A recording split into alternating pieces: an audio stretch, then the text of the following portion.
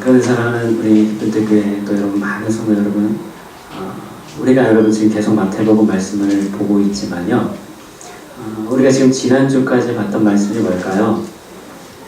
복음을 전할 때 받게 되는 박해에 대한 말씀을 지금 우리는 지금까지 보고 있습니다. 그러니까 지금 여러분 보시면 아시겠지만 오늘 이 마태복음의 말씀들을 우리가 여러분 잘 보면요, 굉장히 가볍지가 않아요. 그렇죠. 최근에 지금 몇 주 동안 굉장히 무게감 있는 말씀을 지금 듣고 있습니다. 저도 이렇게 무게감 있는 거를 계속 몇 주 동안 하기 참 쉽지 않은데 말씀이 이렇게 쓰여져 있으니까 어쩔 수 없이 이 말씀 따라갈 수밖에 없죠. 그런데 지난주까지 분명히 주님께서 우리에게 말씀하신 건 뭐예요? 너희는 반드시 박해를 받을 것이다 라는 말씀을 지금 계속하고 계십니다. 자, 그러면서 오늘은 우리가 받는 그 박해로 인해서 너희는 그러므로 두려워하지 말라라는 주님의 귀한 위로의 말씀을 오늘 듣게 됩니다. 오늘 바라게 되뇨, 오늘의 말씀을 통해 주님의 귀한 그 음성을 여러분 들으시길 바라고요. 담대하게 또한 세상 가운데 나가서 복음을 증거할 수 있는 삶과 위로를 얻는 귀한 은혜의 시간이 되시기를 소망합니다. 오늘 먼저 주님은 우리가 복음을 위해 받는 박해가 너무나도 당연한 것이다 라는 것을 다시 한번 우리에게 말씀해 주고 있는데요, 그것이 24절로 25절 말씀입니다. 여러분 24절로 25절 말씀을 보면 제자가 그 선생보다 또는 종이 그 상전보다 높지 못하다 라고 말씀합니다. 그러면서 제자가 그 선생 같고 종이 그 상전 같으면 조카도다. 집주인을 바알세불이라 하였거늘 하물며 그 집 사람들이랴. 여러분 이게 무슨 말일까요? 오늘 주님은요, 제자들에게 다시 이런 말씀을 하시는 겁니다. 오늘 우리는 이 말씀을 통해서 오늘 주님이 우리에게 주시는 위로의 말씀을 듣게 되는데요, 우리가 먼저 이 말씀을 통해서 깨닫기를 원하는 것이 있습니다. 그것은 뭐냐면 주님마저 당하신 그 고난을 우리가 당하는 것은 너무나 당연한 것이다 라는 겁니다. 오늘 제자는요, 그 선생보다 높을 수가 없지요. 종은 그 상전보다 절대로 높을 수가 없지요. 너무나도 당연한 말씀으로 오늘 주님은 이 말씀을 하고 계십니다. 그래서 장재일 목사님의 여러분 표현을 빌리자면 우리가 앞에서 배웠듯이 이런 표현이에요. 히브리인들에게 스승과 제자의 관계는 말 그대로 우리 문화의 군사부 일체와 같은 개념을 갖고 있어서 제자들은 스승의 발에 묻은 먼지까지도 사랑해야 한다 할 정도로 스승에 대한 존경과 사랑을 갖고 있었다라고 제가 이렇게 말씀을 드렸었죠. 그러니까 스승의 그림자도 밟지 않는다라는 우리 말처럼 스승과 제자의 관계가 히브리인들에게 어떠한 것인지를 분명히 이야기하고 있다라는 겁니다. 오늘 주님께서 스승과 제자의 관계 그리고 종과 주인의 관계를 지금 말씀하시는 이유가 뭘까요? 절대로 제자는 스승을 앞서거나 자신을 먼저 드러내는 것이 바람직하지 않은 것이죠. 종과 주인과의 관계는 더 분명합니다. 어떤 종도 결코 주인보다 높임받을 수가 없다라는 거죠. 주님이 우리에게 누구십니까? 주님이 우리의 주님이시잖아요. 그렇죠? 선생이고 상전과 같은 분과 같다라는 의미로 볼 수 있다는 겁니다. 그에 비하면 오늘 주님의 말씀을 듣는 제자들은 말 그대로 그들은 제자요 종과 같은 위치에 있는 것과 같다라고 오늘 주님은 말씀하시는 겁니다. 내가 주인인데 나를 사람들이 뭐라고 얘기해요? 바알세불이라고 얘기한다는 거예요. 뭐예요? 귀신의 왕처럼 나를 부르는데 하물며 너희들에게는 어떻게 너희를 대하겠느냐라는 의미를 담고 있는 것이죠. 오늘 주님이 이 말씀을 하신 분명한 이유가 있습니다. 분명히 주님은 메시아고 주님 되신 당신마저 오늘 세상 가운데 고난을 받고 멸시받고 죽임을 당해야 하는데 당신을 따르는 너희도 당연히 그런 대접을 받지 않겠느냐. 오늘 이 말씀을 하시는 거예요. 여러분 이것은 뭡니까? 박해의 분명한 실제가 있다라는 것을 지금 우리에게 말씀하고 있는 거예요. 어려움이 분명히 있다라는 거예요.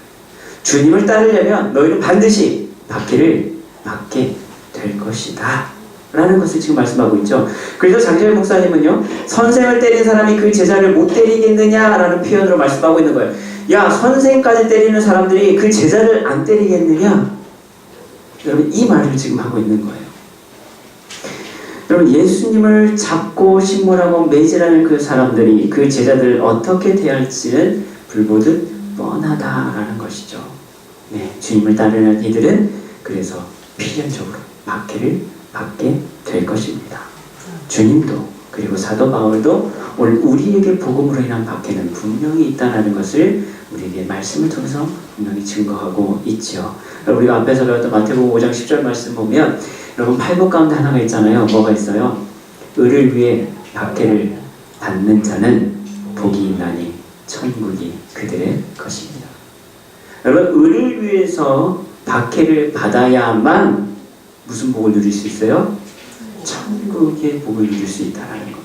로마서 8장 17절에도 이렇게 말씀합니다. 자녀이면 또한 상속자 곧 하나님의 상속자요 그리스도와 함께한 상속자니 우리가 그와 함께 영광을 받기 위하여 뭣도 고난도 함께 받아야 할 것입니다. 여러분, 주님의 영광을 우리가 받으려면 그냥 받아지는 게 아니다라는 거예요. 뭐가 있어야 된다는 거예요? 고난도 함께 받아야 된다는 거예요. 그래야지 주님의 누리는 그 영광을 우리가 참여할 수 있게 된다는 거죠. 빌립보서 1장 29절에도 이렇게 이야기합니다. 그리스도를 위하여 너희에게 은혜를 주신 것은 다만 그를 믿을 뿐만 아니라 또한 그를 위하여 고난도 받게 하려 하십니다. 그러니까 하나님 주시는 은혜를 여러분 누리시기를 원한다면 우리는 반드시 거쳐야 될 과정이 있다는 겁니다. 그게 뭐예요? 고난. 고난 가운데 있을 때 여러분 우리는 은혜가 더 풍성하게 여러분 누릴 수 있게 되는 줄로 믿습니다. 그래서 어떤 면에서는요, 오늘 복음을 위한 박해는 필수적인 거다라는 거예요. 다른 말로 하면 박해가 없으면 너는 내 제자가 아니야 라는 의미와도 같다라는 겁니다. 그렇다면 여러분, 이 고난이 무섭고 두렵기 때문에 우리가 주님을 따르지 말아야 될까요? 복음 증거하지 말아야 될까요? 여러분, 사서고생할 필요 없잖아요. 여러분, 어떻게 생각하세요? 그렇지 않아도 기독교에 대한 인식이 지금 나빠지는 이때 여러분, 대놓고 복음 증거하기보다 그냥 조용히 우리끼리만 예배 드리면서 교회 다니는 거 티 안 내고 여러분 이렇게 조용조용히 다니면 여러분, 그러면 좀 문제 없지 않을까요? 박해 없지 않을까요? 여러분, 어떻게 생각하세요? 그런데 여러분, 오늘 32절과 33절 말씀을 보면 우리가 다음 주에 보게 될 텐데요, 우리가 주님을 부인하면 주님도 우리를 하나님 앞에서 부인하게 될 것이다 라고 이렇게 말씀하십니다. 우리가 다음 주에 이 말씀에 대해서 구체적으로 살펴보겠지만요, 복음을 증거하지 않는 삶, 그것은 다른 말로 하면 뭡니까? 주님을 부인하는 것과 같다라고 볼 수 있다는 거죠. 예수님은 복음을 위해 오셨고요, 복음을 위해 일하셨고요, 복음을 위해 죽으셨기 때문에 그렇습니다. 때문에 우리는 복음을 증거해야 될 분명한 이유와 목적, 사명이 있다라는 거예요. 이것을 위해서 우리가 받는 박해는 피할 수 없고요, 또한 그래서 피해서도 안 된다라는 것이죠. 오히려 성경은 우리가 그래서 그리스도의 고난에 참여하는 것으로 즐거워하라라고 우리에게 말씀합니다. 베드로전서 4장 13절, 오히려 너희가 그리스도의 고난에 참여하는 것으로 즐거워하라. 이는 그의 영광을 나타내실 때에 너희를 즐거워하고 기뻐하게 하려 함이라. 여러분, 기쁨을 누리고 여러분 구원의 감격을 누리고 여러분 그것을 즐거워하기 위해서는 우리가 앞에서 해야 될 게 있다는 거예요. 그게 뭐예요? 고난이 있는데 그 고난을 그래서 뭐예요? 즐거워하라. 그러니까 세상 사람들은 미쳤다고 하겠죠. 힘들어 죽겠는데 웃고 있어요. 즐거워하고 있어요. 여러분, 이해할 수가 없는 일이지요. 그러나 성경은 우리에게 분명히 말씀합니다. 고난 가운데서 너희는 즐거워하라. 그것이 하나님의 기뻐하시는 뜻이다라는 겁니다. 여러분, 사도 바울도 우리에게 얘기합니다. 고린도후서 12장 15절에서 내가 그리스도를 위하여 약한 것들과 능력과 궁핍과 박해와 곤고를 기뻐하노니 이는 내가 약할 그때의 강함이라 라고 말씀하고 있습니다. 우리가 여러분 고난 가운데에서 기뻐할 수 있는 것, 즐거워할 수 있는 것, 여러분 이것은 뭡니까? 그 이후에 있을 하나님이 주신 귀한 상급이 있기 때문이죠.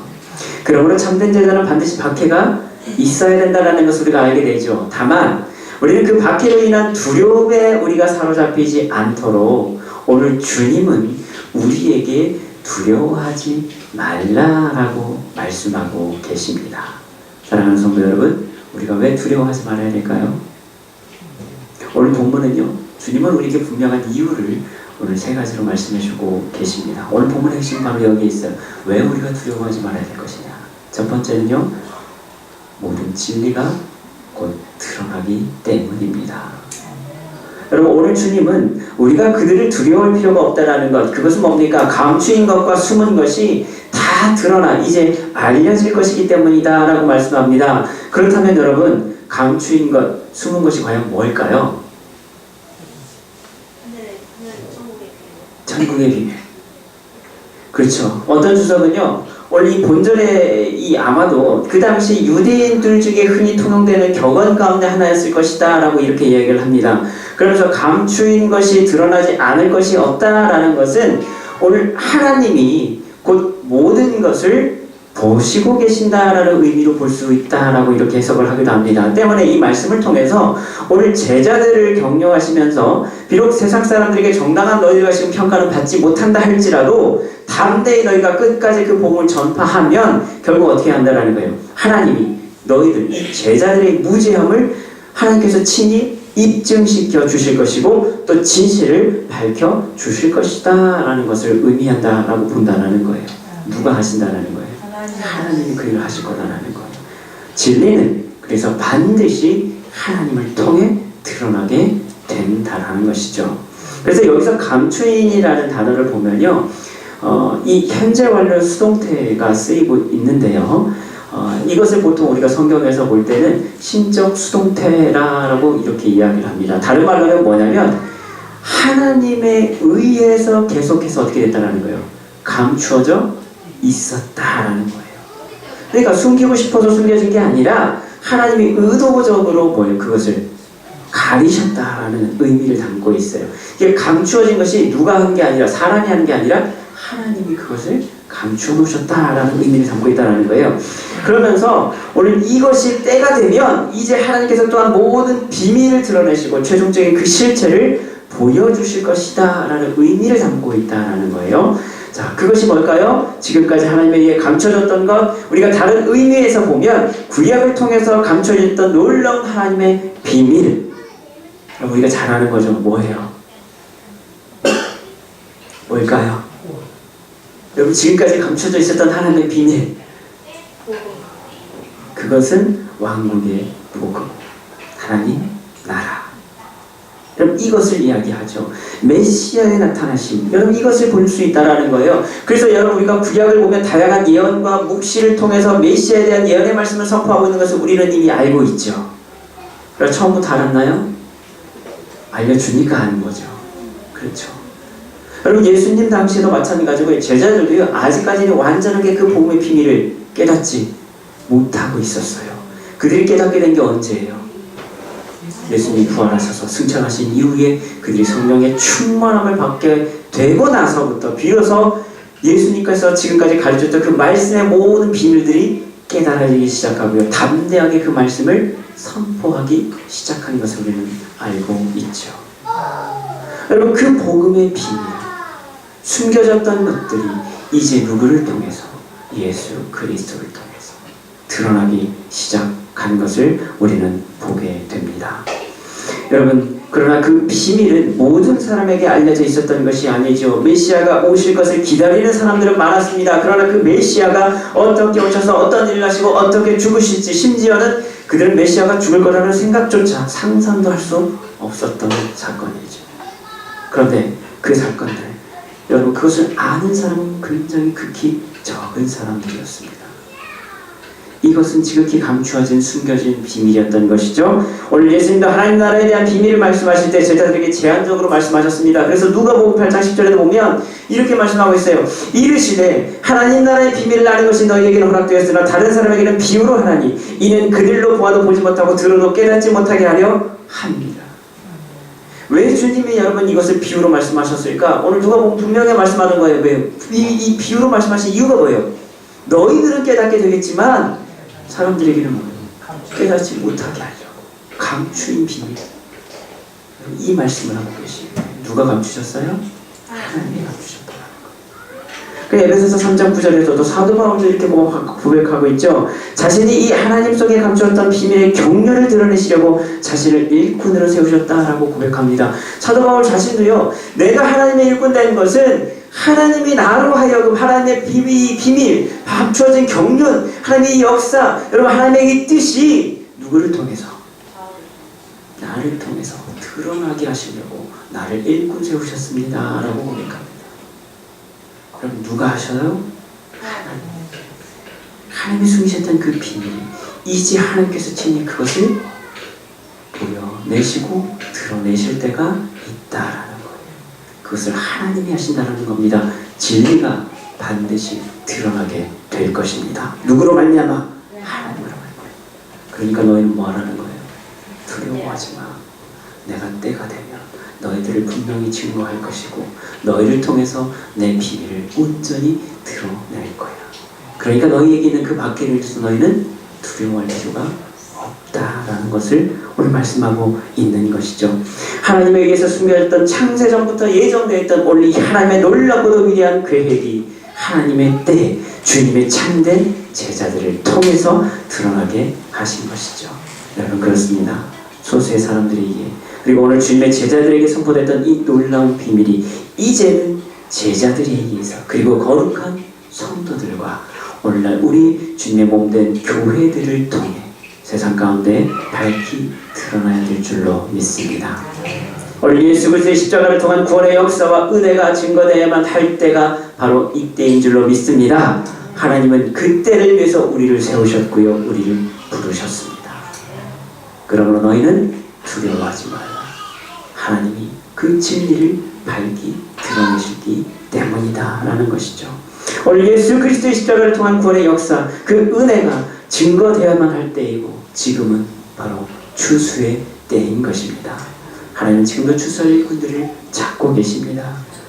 이 일은 하나님이 하시는 놀라운 계획이자 뜻인 줄로 믿습니다. 그러므로 우리 사랑하는 성도 여러분, 오늘 우리가 복음을 위한 박해가 있다 할지라도 우리는 두려워할 필요가 없다는 겁니다.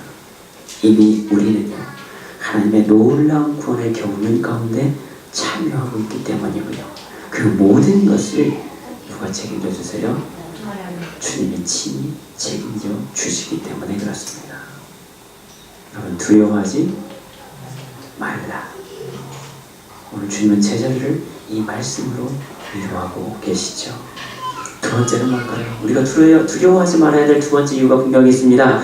오늘 두 번째는 여러분 28절 말씀을 보면 우리가 깨닫게 되는데요. 28절이 뭐라고 되어 있습니까? 몸은 죽어도 영혼을 능히 죽이지 못하는 자들을 두려워하지 말고 오직 몸과 영혼을 능히 지옥에 멸하실 수 있는 이를 두려워하라.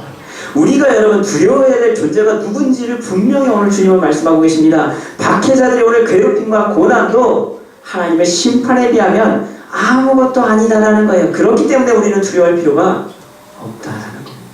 우리가 두려워하지 말아야 될 두 번째 이유, 복음을 위해서 우리가 이 땅 가운데 받는 고난이 아무리 힘들다 할지라도 하나님의 심판에 비하면 그것은 아무것도 아니다라는 것을 말씀하죠. 우리는 여러분 이 말씀을 통해서 이것을 깨닫게 됩니다. 뭐냐면 유한한 것과 무한한 것 그리고 참된 권세자가 누구이신지를 분별할 것을 우리는 지금 요구받고 있는 거예요. 야, 뭐가 진짜 두려운 일이냐? 뭘까요? 뭐냐라는 거예요. 앞에서 두려워하지 말라가 부정과 과거로 쓰여져 있습니다. 과거형이죠. 그러면서 두려움이 없는 것이 제자의 삶의 특징인 것에 대해서 말씀을 하고 있다라면 오늘 28절에서 두려워하지 말라라고 할 때 이 말씀은 어떻게 보면 여러분 이 현재적인 이 분사의 지금 현재 시제로 쓰여져 있어요. 그러니까 이 의미를 보면 단 한순간에 공포마저도 용납돼서는 안 된다라는 강한 의미를 지금 담고 있는 거예요. 너는 단 한순간도 지금 이 순간조차도 뭐예요? 두려워하지 말라라는 말씀으로 다시 주님께서 지금 말씀하고 있는 거예요. 즉 너는 어느 때든지 두려워하지 마. 너희는 항상 지금 이 순간조차도 두려워할 필요가 없어 라고 말씀하시는 거예요. 우리는 오늘 박해의 상황, 고난의 상황 가운데 있을 때요 본성적으로 두려움을 느낄 수밖에 없죠. 그게 우리의 본능입니다. 그것이 생명의 위협이거나 나 자신의 명예와 직결될 때 우리는 더욱 그러합니다. 그러나 이럴 때 우리는 둘 중 한 가지를 택해야 될 그 순간에 이르게 된다라는 겁니다. 유한한 것을 택할 것인가 아니면 무한한 것을 택할 것인가. 오늘 주님 우리에게 그것을 묻고 계십니다. 우리의 참된 주인이 과연 누구신가? 여러분 이 문제를 지금 우리는 보게 되지요. 여러분 우리가 사람을 통해 받는 가장 극심한 고난과 박해가 있다면 그게 과연 뭘까요? 가장 큰 박해는 죽음이다 라고 이야기할 수 있겠죠. 그래서 기독교 초기 역사에 있어서 가장 위대한 여러분 사명이라 한다면 순교였습니다. 순교만큼 가장 영광스러운 자리가 없었던 것이죠. 순교만큼 최고의 영광이 없다고 생각했고요. 실제로 그래서 그 순교를 사모했던 많은 초대교구들 또 많은 초대 여러분 그리스도인들이 있었습니다. 나 순교하기를 원합니다. 왜요? 가장 큰 영광으로 생각했기 때문에 그렇습니다. 여러분 그 영광 가운데 여러분 그들이 순교를 택하고자 했던 그 이유가 과연 무엇이었을까? 왜 그랬을까요? 그들은요 유한한 것과 무한한 것 중 무엇을 택했어요? 무한한 것을 택했기 때문입니다. 여러분 순교를 하면요 지금의 인간적인 생명, 육신의 생명은 여러분 다 끝나는 거예요. 이거는 유한한 거죠. 그런데 그것이 끝남으로 말미암아 그들에게 무엇이 주어져요? 천국에서 누리는 영광이 주어지게 됩니다. 그들은 그 무한한 것을 택했던 것이죠. 우리가 그처럼 소중하게 생각하는 생명, 목숨, 곧 그것은 유한한 것이고 물질적인 것입니다. 우리 중 어떤 누구도요 이 사망에서 자유할 수 없죠. 여러분 필연적으로 우리 모두는요 반드시 의도했던 의도하지 않았던 간에 최소한 몇 번, 한 번은 죽음을 경험합니다. 어떤 분은 두 번도 경험하신 분이 있죠. 가끔 죽었다가 살아나신 분도 있긴 있어요. 그래봐야 두 번입니다. 그러니까 여러분 우리 누구는 어떤 누구를 막론하고요 반드시 경험하게 되는 게 뭐예요? 죽음입니다.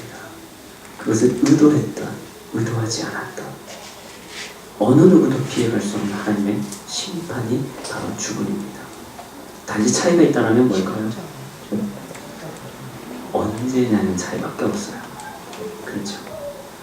오늘 될지 내일 될지 10년 후가 될지 30년 후가 될지 40년 후가 될지 여러분 그것을 우리는 알 수는 없지만 반드시 그때는 온다라는 겁니다.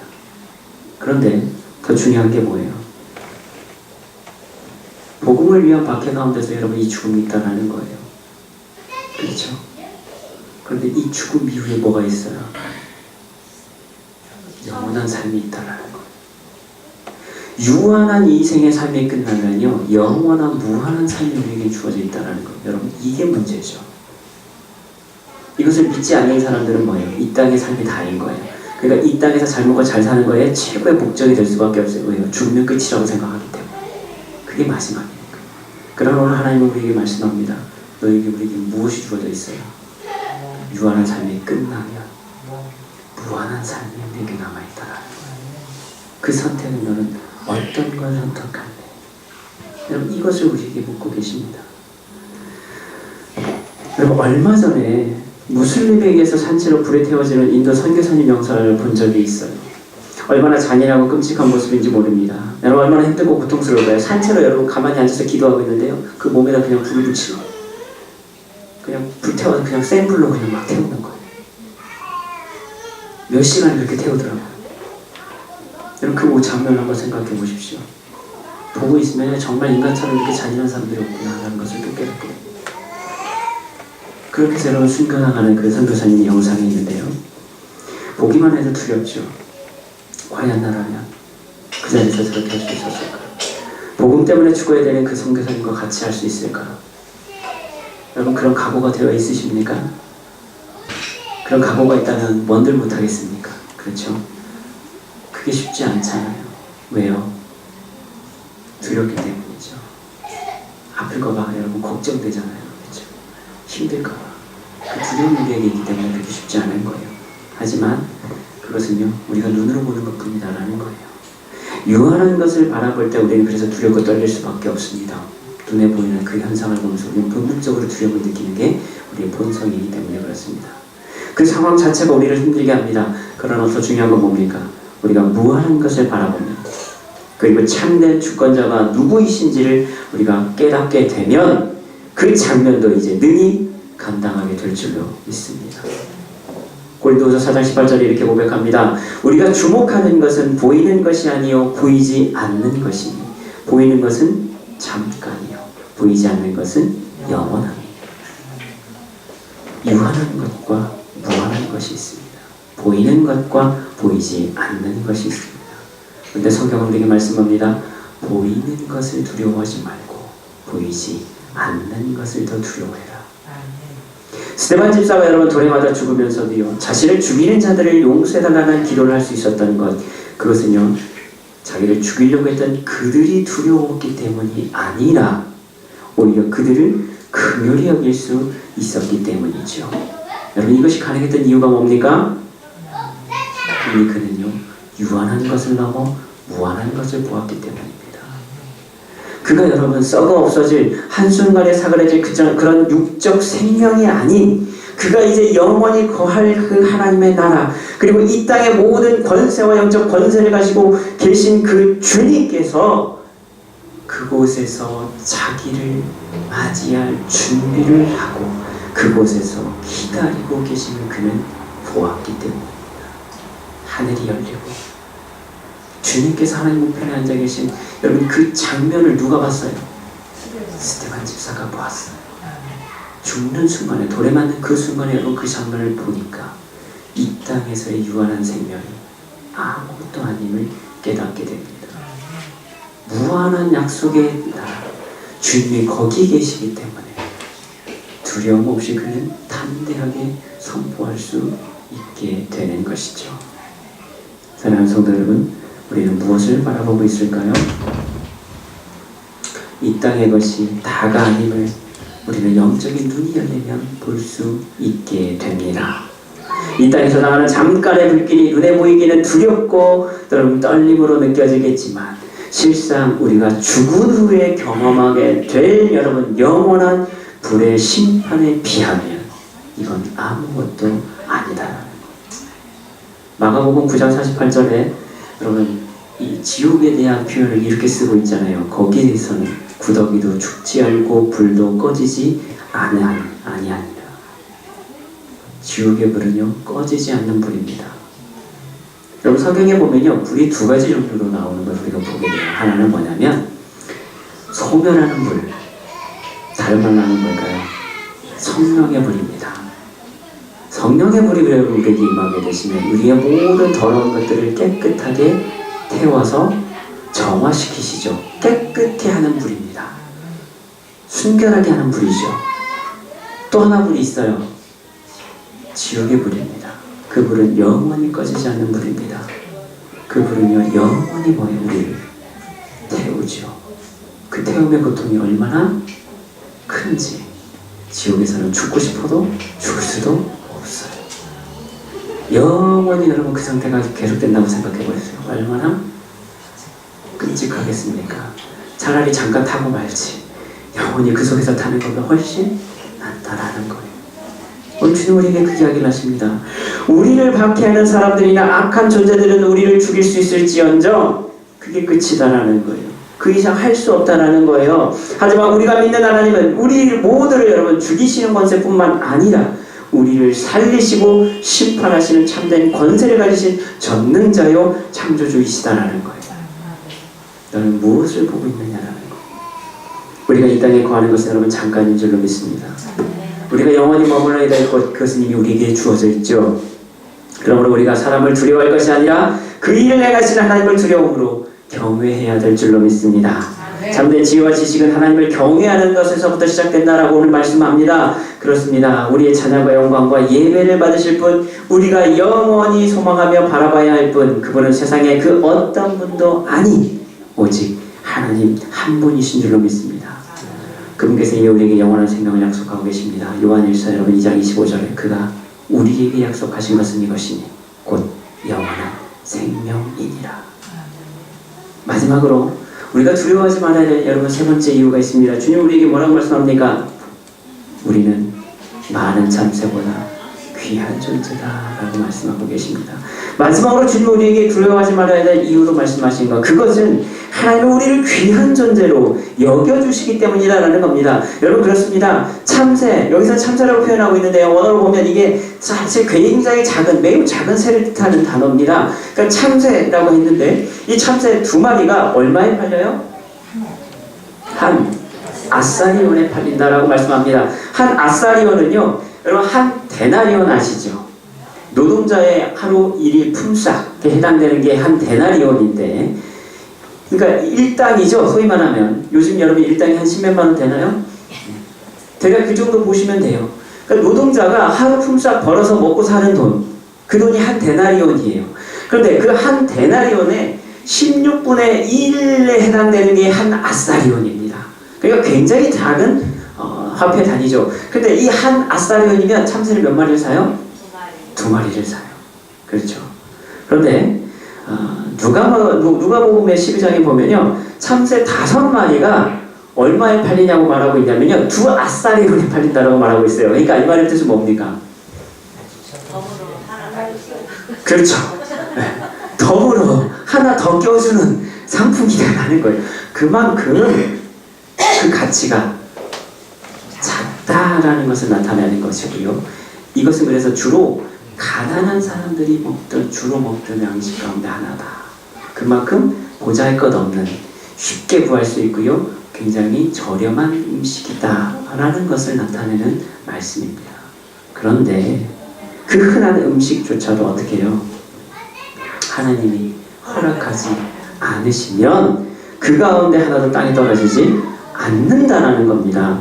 이것은 하나님의 절대적인 주권, 그리고 그분의 뜻과 계획 가운데 만물이 깊이 관여되어 있다는 것을 지금 주님께서 말씀하고 계시는 겁니다. 그렇기 때문에 하나님은 우리의 머리털까지도 다 세시는, 다시 말하면 뭡니까? 우리의 가장 작은 부분, 여러분 이 수많은 머리카락조차도 하나님께서 지키시고 보살펴 주신다라는 말씀을 지금 하고 계시죠. 이미 우리의 모든 필요를 아시고 우리의 작은 것조차도 세밀하게 지키시고 보시는 분이 누구시다고요? 하나님이시다. 그분이, 그 하나님께서 누구보다, 참새보다 우리를 훨씬 더 귀하게 지금 여겨주시고 계시다는 거예요. 우리 옆에 계신 분들하고 인사할까요? 하나님이 당신을 사랑하십니다. 죽기까지 사랑하십니다. 하나님이요, 우리를 그렇게 귀하게 여겨주신다. 어찌 우리를 가만히 내버려 두시겠고 어찌 너희를 버려두시겠냐라는 거예요. 우리를 향한 그분의 사랑은 이미 예수 그리스도의 십자가를 통해서 여러분 우리에게 보여주셨음을 우리는 깨닫게 됩니다. 로마서 5장 8절, 우리가 아직 죄인 되었을 때 그리스도께서 우리를 위하여 죽으심으로 하나님께서 우리에 대한 자기의 사랑을 확증하셨다.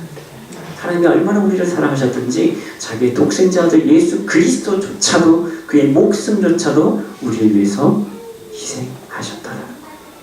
그만큼 우리를 사랑하신다. 내가 하물며 이 참새보다 너희를 얼마나 귀하게 여기는지, 얼마나 사랑하는지, 내 사랑이 바로 이와 같다라는 거예요. 하나님이 세상을 얼마나 사랑하셨는지 독생자 예수 그리스도를 통해서 그 사랑을 우리에게 확증해 주셨습니다. 그렇습니다. 오늘 예수 그리스도의 보혈의 값으로 사시는 우리의 생명, 그래서 결코 여러분 가벼운 것이 아닙니다. 이미 당신의 독생자를 죽이심으로 당신의 사랑을 보이셨습니다. 그러므로 하나님의 사랑을 생각할 때 우리는 더 이상 두려울 필요가 없다라는, 지금도 너를 지켜주시는 분이 하나님이야. 너희는 참새보다 더 귀한 존재고 하나님이 그렇게 여겨주시고 지금도 너희를 그렇게 사랑하셔. 그것 때문에 내가 이 땅에 왔고 내가 너희를 위해서 십자가에 죽어야 됐고, 그 이유가 다른 게 아니라 하나님이 너희를 사랑하시기 때문에. 오늘 주님은 그 말씀을 우리에게 하고 계십니다. 그러니까 두려워하지 마. 하나님이 너희들을 그렇게 지켜주시지 않겠느냐. 당연히 너희를 보호해주시고 지켜주실 거야. 너희는 두려워할 필요가 없어 라고 말씀합니다. 다만 참된 사랑은 여러분 과잉보호가 아니죠. 내가 내 자녀를 사랑한다고 어떻게 해요? 온실을 화초로 키울 수는 없잖아요. 그건 정말 사랑하는 게 아니잖아요. 여러분, 연약한 상태로 방치하는 것, 그것은 사랑이 아니죠. 오늘 하나님은 우리가 믿음 안에서 장성하여져서 하나님의 참된 군사들이 되어 하나님 나라의 귀히 쓰임 받기를 원하고 계시죠. 그 과정에서 순교의 피가 필요할 때도 있습니다. 훈련이 필요할 때도 있습니다. 고난과 역경이, 여러분, 그것을 우리가 견뎌야 될 때도 있다는 겁니다. 하나님 나라가 이루어지기까지는 우리에게 뭐가 필요할 때가 있어요? 인내가 필요할 때가 있어요. 우리가 앞에서 배웠잖아요. 복음도 반드시 인내를 통해서 열매를 맺게 됩니다. 그 과정이 필요할 때가 있다는 것. 하나님은 오늘도 당신의 그 귀한 뜻을 이루시기 위해서 우리를 그 길로 인도해 가십니다. 복음은 그래서 더욱더 큰 헌신을 필요로 할 때가 있지요. 여러분, 중국에서 심한 박해가 시작됐을 때요, 그때 교회 신자수가 대략 1만에서 300만 정도 됐었다고 합니다.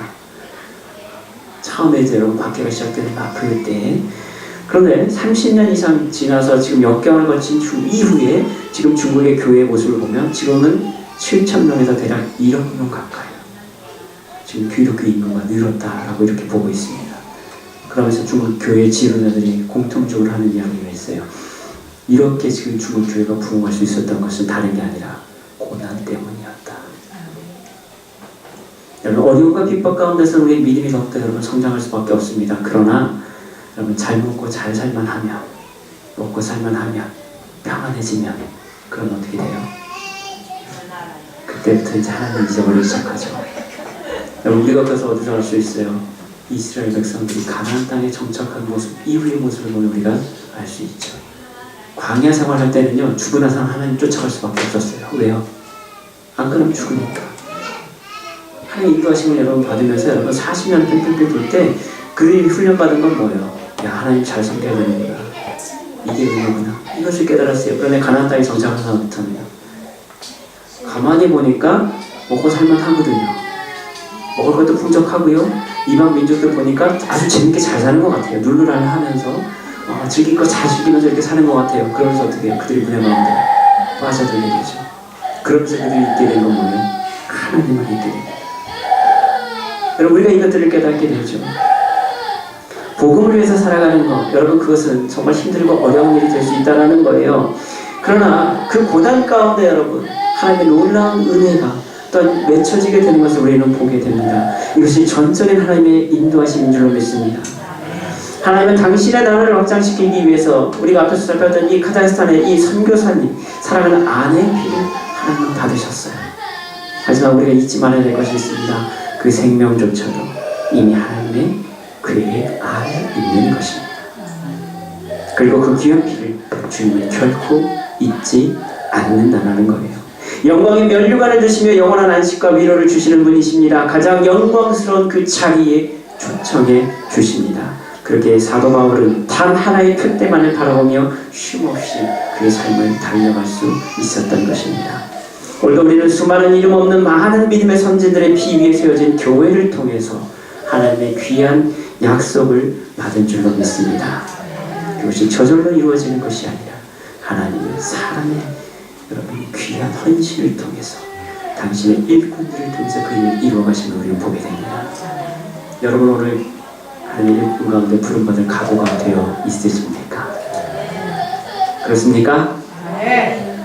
여러분, 순교를 위해서 지금 당장 내일 목숨 걸고 헌신할 각오가 되어 있으십니까? 두려워하지 마십시오. 두려워하지 마십시오. 대답을 못하시는데 옆에 계신 분들과 같이 인사하겠습니다. 두려워하지 마십시오.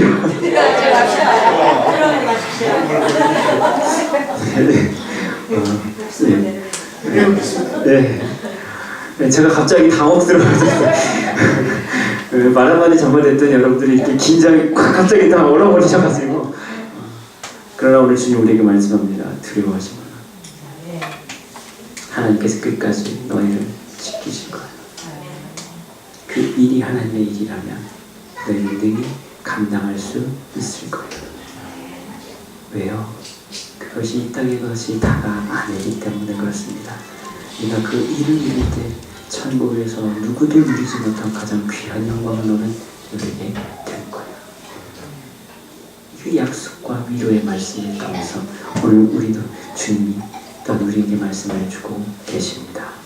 그러나 너는 두려워하지 마. 걱정하지 마. 하나님이 함께 하실 거예요. 사랑하는 기쁜 교회 성도들에게 박해와 고난을 두려워하지 마시기를 바랍니다. 비록 어렵지만 그러나 오늘도 주님에게 이렇게 위로해 주십니다.